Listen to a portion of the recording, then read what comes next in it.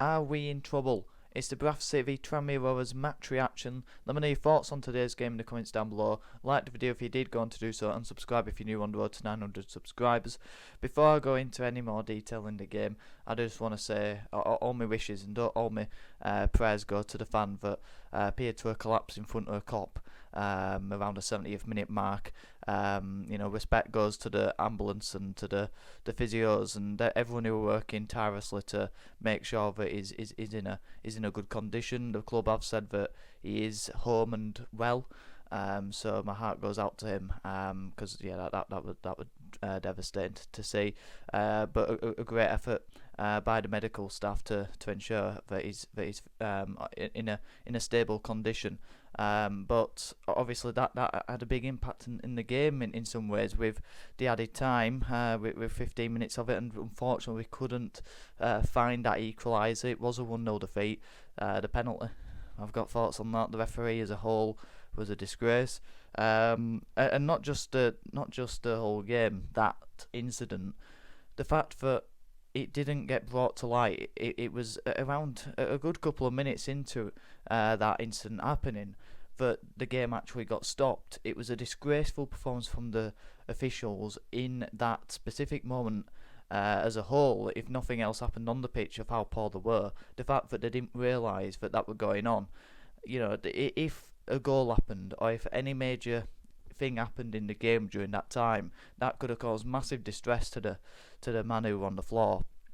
And little things like that, and the referee didn't notice it, the linesman didn't notice it, the people who were helping out, the fans were cheering, trying to get the attention. It took the Tranmere goalkeeper and former City goalkeeper Luke McGee to bring it to attention. Then they could get more support to him, and they could give him more attention without any other inconvenience in terms of crowd getting involved. So yeah, that was shocking from the referee. But his overall performance, the fact that we had more yellow cards than Tranmere, the amount of niggling fouls that they left in on us, and the amount of time wasting that they had, and the inconsistency of tackles, that didn't go our way, and then the penalty, that's never a penalty. I'm sorry, I've seen it 20 times, and Jack Shepherd plays the ball, and the Tranmere man tries to leave his foot in there, falls over, and the referee don't hesitate. He gives it within a second, don't think about it, and the Tranmere person who's on the floor,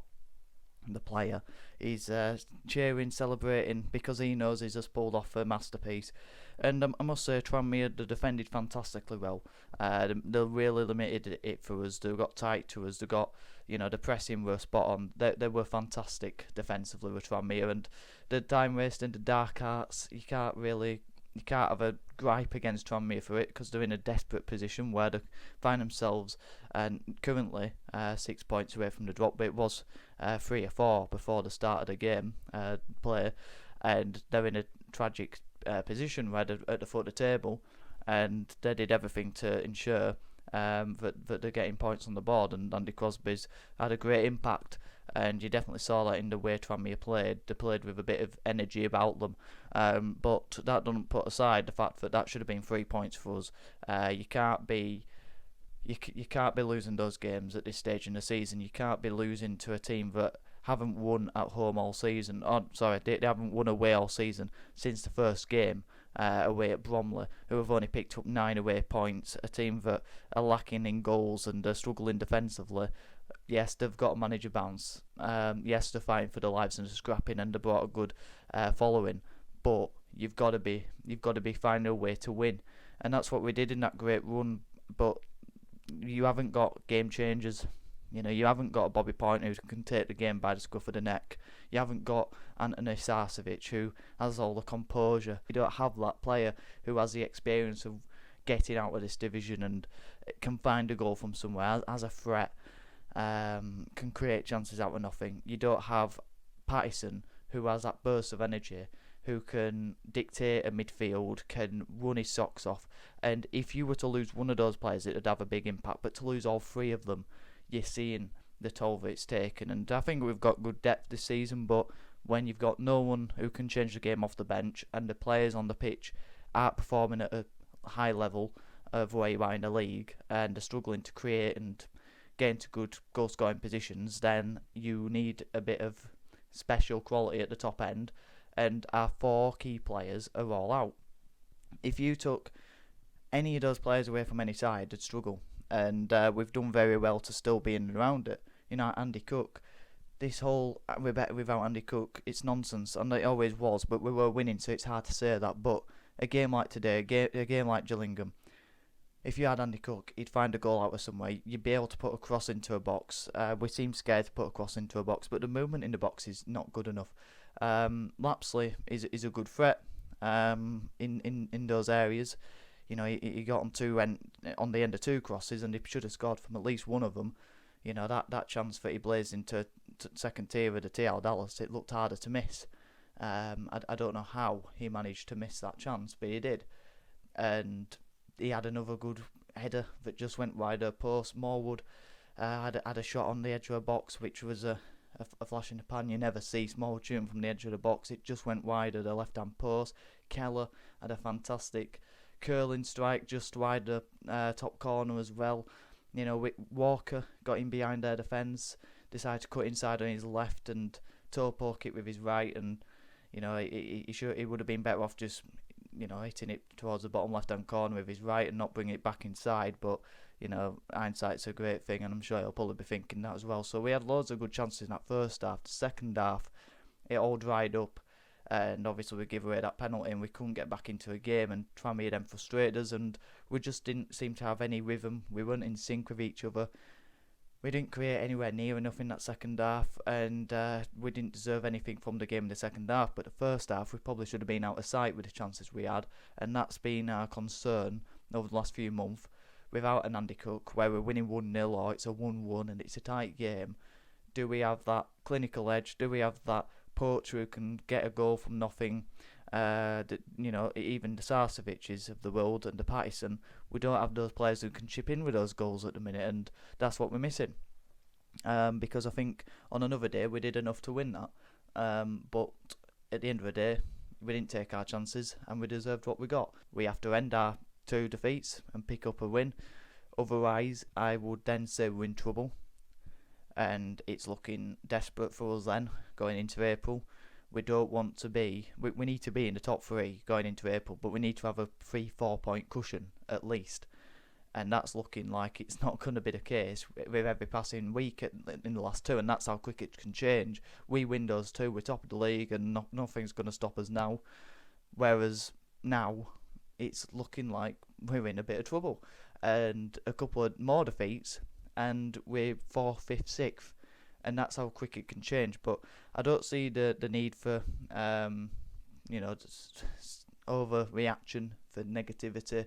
We're still in a great position, still got 66 points on the table, but it can turn quick in a positive direction or in a negative direction. I mean, it is quite funny that Alexander, well, funny, it's the opposite, but Alexander comes out before Gillingham after Cheltenham saying he's going to have a word with Jack Shepherd talking about cup finals. Since then, Jack Shepherd's had a poor couple of games. He was already having a poor couple of games, and we've then lost the next 2, having Alexander saying, I don't believe in cup finals, certainly with ease. We can afford to lose a couple of games. We've gone and lost a couple of games, and now we've got 8 cup finals left now, and that's what they have to be referred as. We're in a position where we can't afford to lose next week. This was a must-win in my opinion, and I don't like saying that, but it was. And now next week, that is a must-win, because if we go on to lose, if we go to pick up 1 point from 3, or we pick up no points from 3, that is looking like we're in a bit of trouble, and we can't go on a run like Walsall, otherwise we're going to fall right off it. So we've got to make sure, because we've been on a great run and we've had a great season up to now, we've got to make sure that we're working hard, that we don't end up throwing all that hard work away, because that's exactly where we could end up. But we weren't miles away today. The first half performance is what we need to build on. The second half performance, we can't have another half like that, because if we do, we're not going to go up. And we are still currently the only team in the top half of the table, or maybe even the whole of the league, but I'm definitely the top half of the table from what I've seen, to have picked up 3 wins from our last 5. Yes, 2 defeats in our last 2 isn't great, but we've still been on a good run, and we're still the form team in the league, apart from Colchester, who've won the last 5 in a row, and we've got them next. But Gillingham ended our good run, we can end Colchester, and that's the mentality we need to have going into that. But The lineup, I have to say, Neil Burns starting didn't fill me with much confidence, and that's the first time I said that this season, just because I didn't feel like we needed. It wasn't a Neil Burns game, it wasn't a Paul Huntington game. In my team, I said I'd have Critchlow, Shepherd, and Baldwin. Three of the better ball players. I can see why Alexander likes to play Baldwin in the centre, because he can play his diagonals. He's got a bit more time to play his diagonals. He ain't going to get pressed as quickly. Whereas if you're the right side or the left side of the centre-back position, you have to bring the ball forward more, and it's more of a crossing job. But I think that's what we needed from our right-sided and left-sided centre-backs, to put good crosses into a box and to bring the ball into midfield, not someone who can take 3-4 touches, look like he's galloping through, and then have to pass it back because he ain't got the ability to put a cross in or to play forward. And that was frustrating. Down the right side, it kept coming back, and that was the problem with having to play Neil Byrne. That's why Baldwin should have played there, because we've seen already this season he can put a great cross in on that right side that can meet the head of someone arriving from the left. I can't remember where it happened, but we definitely scored from it this season. And the left side, their left side, Tranmere, they had Omari Patrick there. We needed to go down there more, but we didn't have the players to attack down that side. It rolled down the left, and that's where the Newton nullifiers. So I think that was a bit of a mistake from Alexander playing Neil Byrne. And thought Kayla had another good game.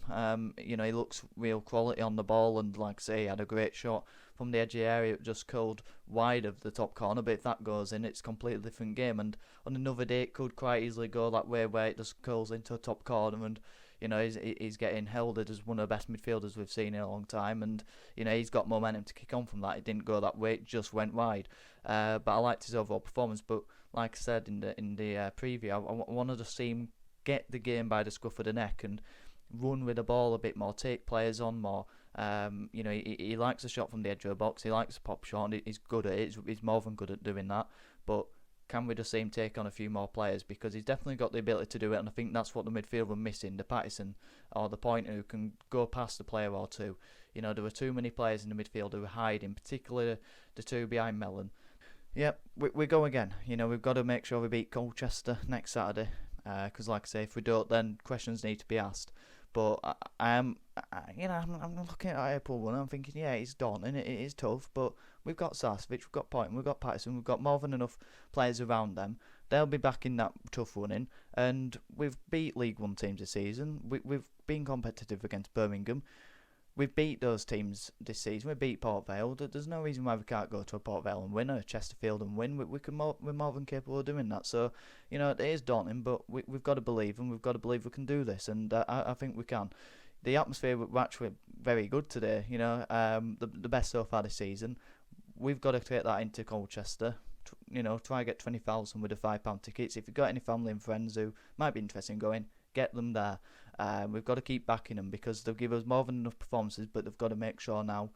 We have to make sure we get over that line, and we've got to give 110%, and we've got to be working relentlessly, because the work they've put in so far is brilliant, but it means nothing if they don't go and continue it for these next 9. Because the last 2 performances have been a big drop off. We've got to make sure we're raising our level now. But let me know your thoughts in the comments down below. Like the video if you did, and subscribe if you're new. On the road to 900 subscribers. All the support is massively appreciated. Have a good one.